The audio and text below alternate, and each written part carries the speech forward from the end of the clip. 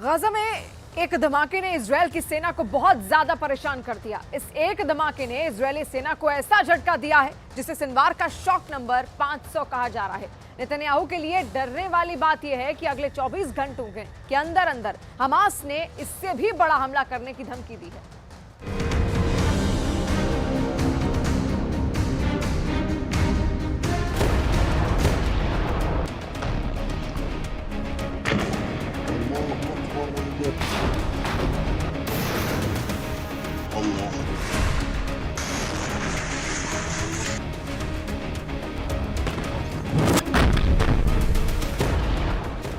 इन धमाकों को देखकर इजरायल के प्रधानमंत्री बेंजामिन नेतन्याहू को लगा है शॉक नंबर 500, यानी गाजा में हमास ने मार डाले इजरायल के 500 टैंक और बख्तरबंद गाड़ियां। इजरायल को कैसे लग रहा है ये शॉक नंबर 500, बहुत गौर से देखिएगा। हमास का बम दस्ता इस M113 बख्तरबंद गाड़ी को टारगेट बनाता है और यह सब सिर्फ 17 सेकंड में पूरा हो जाता है।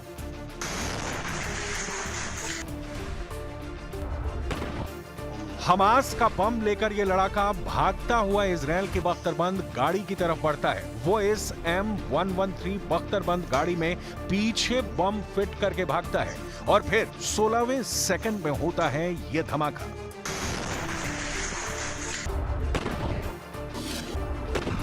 M113 बख्तरबंद गाड़ी में 12 सैनिकों के बैठने की जगह होती है। एक बार फिर देखिए ये सब कैसे हुआ।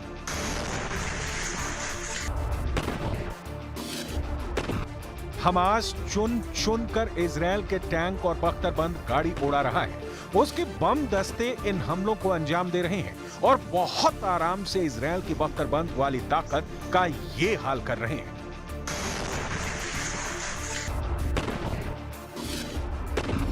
इसी धमाके को शॉक नंबर 500 कहा जा रहा है।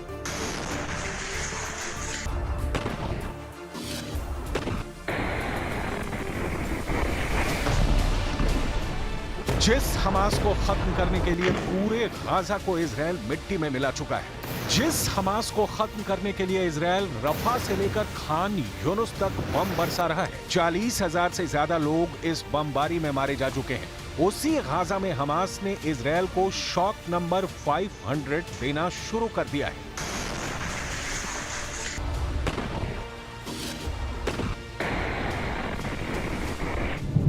एक तरफ गाजा में इजरायल की बमबारी और दूसरी तरफ इजरायल की बख्तरबंद गाड़ियों पर ऐसे हमले। गाजा का युद्ध न सिर्फ इजरायल के बम लड़ रहे हैं, बल्कि हमास के एंटी टैंक दस्तों ने भी नेतन्याहू को बड़ा झटका दिया है। यही है हमास का इजरायल के खिलाफ शॉक नंबर 500।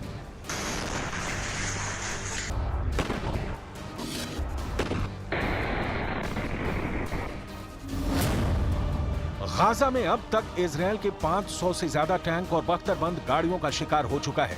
इजरायल के पास कुल मिलाकर 500 टैंक हैं और करीब 1300 बख्तरबंद गाड़ियां हैं, यानी बख्तरबंद वाली फोर्स है 1800। अब हमास ने इनमें से 500 से ज्यादा बख्तरबंद गाड़ियों को तबाह किया है, यानी इजरायल की करीब 30% बख्तरबंद वाली फोर्स खत्म हो चुकी है। लोहे वाली 30% लाशों को उठाने के लिए इजरायल ने 2 लॉजिस्टिक सेंटर बनाए हैं जो गाजा में ऑपरेट कर रहे हैं। गाजा में अक्सर ऐसी तस्वीर आती है जिसमें मरकाबा टैंक के अलावा नेमर और ब्रेडले बख्तरबंद गाड़ी को किसी ट्रक पर लोड करके वापस ले जाया जा रहा होता है या फिर उसे खींचकर सेफ हाउस में पहुंचाया जाता है। इसके मायने साफ है कि हमास का नया chief Yahya Sinwar super active हो गया है।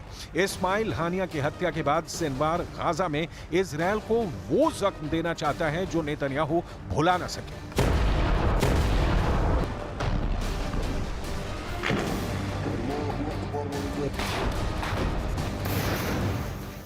ישראל נמצאת במוכנות גבוהה מאוד לכל תרחיש, הן בהגנה, הן בהתקפה.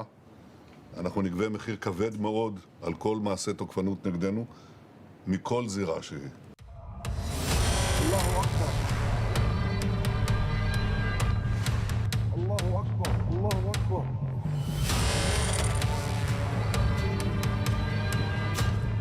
אללה ינשור.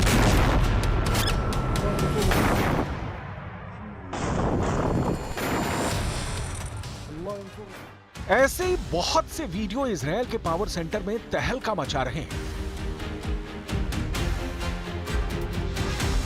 खास तौर पर इस वीडियो ने नेतन्याहू की फौज में नया डर पैदा कर दिया है, क्योंकि जो धमाका है उसमें ना सिर्फ इजरायल का टैंक फट रहा है, बल्कि इजरायली सेना की ताकत वाली छवि भी चकनाचूर हो रही है।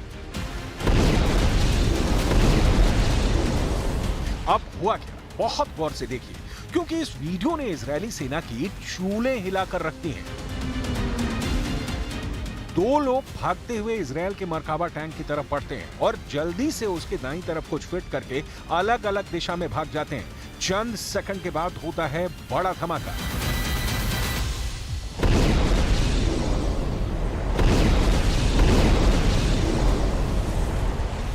इस तरह इजरायल का शक्तिशाली टैंक मरकाबा पर हमास करता है बड़ा हमला।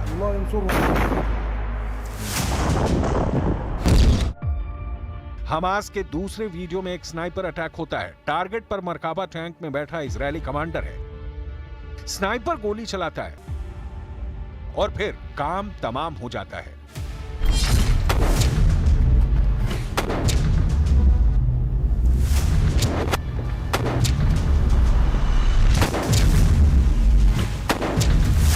हमास इस वक्त इजरायल की 3 बख्तरबंद गाड़ियों को टारगेट बना रहा है, जो दुनिया की सबसे सुरक्षित टैंक और बख्तरबंद गाड़ियों में गिनी जाती हैं।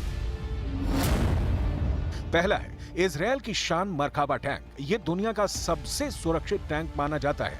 इजरायल के पास ऐसे 500 टैंक हैं। यह युद्ध शुरू होने से पहले के आंकड़े हैं। दूसरा है नेमर बख्तरबंद गाड़ी। यह दुनिया की सबसे मजबूत बख्तरबंद गाड़ी मानी जाती है। इजरायल के पास ऐसी 120 बख्तरबंद गाड़ियां हैं। और तीसरी है M113 बख्तरबंद गाड़ी। इजरायल के पास ऐसी 500 हैं और ये उसे अमेरिका से मिली हैं। यही गाजा में फ्रंट लाइन फोर्स है और इसी फोर्स में 500 बख्तरबंद गाड़ियों को हमास फोड़ चुका है। इसे ही हमास का शॉक नंबर 500 कहा जा रहा है। कुल मिलाकर इजरायली बख्तरबंद वाली ब्रिगेड इस वक्त दहशत में है। मरकाबा टैंक और नेमर बख्तरबंद गाड़ियों का गाजा के अंदरूनी इलाकों में टहलना आसान नहीं रहा है। इजरायल को डराने वाली खबरें पश्चिमी देशों से मिल रही हैं। अमेरिका की रिपोर्ट बता रही है कि गाजा की लड़ाई में इजरायल पिछड़ने लगा है। सवाल है कि क्या वाकई हमास के आगे इजरायल फेल हो गया है? अमेरिका की रिपोर्ट बता रही है कि अगर इजरायल को गाजा में हमास को पूरी तरह से खत्म करना है तो अगले 3 साल तक उसे इसी तरह से बमबारी करनी पड़ेगी। במוכנות גבוהה מאוד לכל תרחיש, הן בהגנה, הן בהתקפה. אנחנו נגבה מחיר כבד מאוד על כל מעשה תוקפנות נגדנו, מכל זירה שהיא.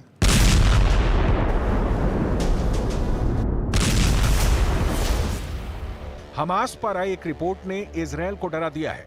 हमास की ताकत कितनी बची है, इस रिपोर्ट ने नेतन्याहू को परेशान कर दिया है। अमेरिका का मीडिया बता रहा है कि हमास फिर जिंदा हो चुका है।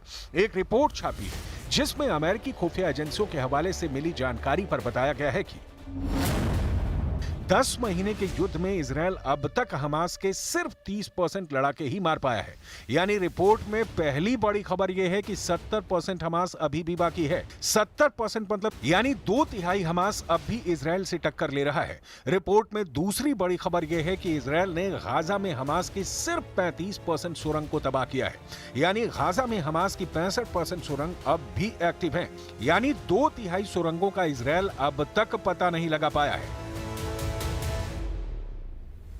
गाजा में अपनी फौज को नुकसान होता हुआ देखकर नेतन्याहू बहुत बेचैन है। हानियां को खत्म करने के बावजूद गाजा पूरी तरह से उनके हाथ में नहीं आया है, क्योंकि अब हमास के नए नए खतरनाक वीडियो वायरल हो रहे हैं।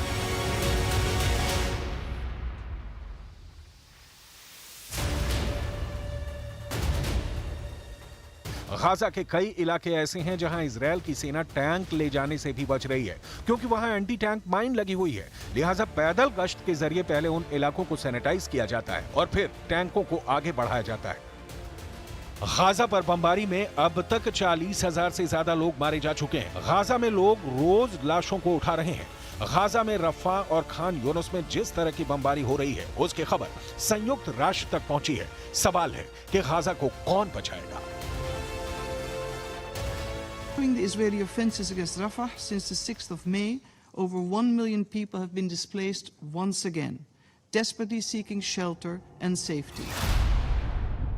खंडहर बन चुके गाजा में हैरानी की बात यह है कि लाशों का पहाड़ खड़ा करने के बावजूद हमास बाकी है। यह अमेरिकी खुफिया एजेंसियां और पश्चिमी मीडिया की ही रिपोर्ट है कि हमास के 70% लड़ाकों को इजरायल अभी भी खत्म नहीं कर पाया है, जबकि हमास का 65% सुरंग नेटवर्क अब भी बाकी है और इसी नेटवर्क के आगे इजरायल बेबस नजर आ रहा है।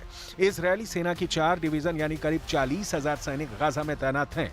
इनमें से 10,000 के आसपास तो सिर्फ रफा इलाके के आसपास हैं। इजरायल के लिए मैसेज साफ है कि हमास के हानिया को मारकर भी नेतन्याहू चैन से नहीं बैठ पाएंगे और इसकी वजह है याह्या सिनवार, जो अब हमास का नया बॉस बन चुका है।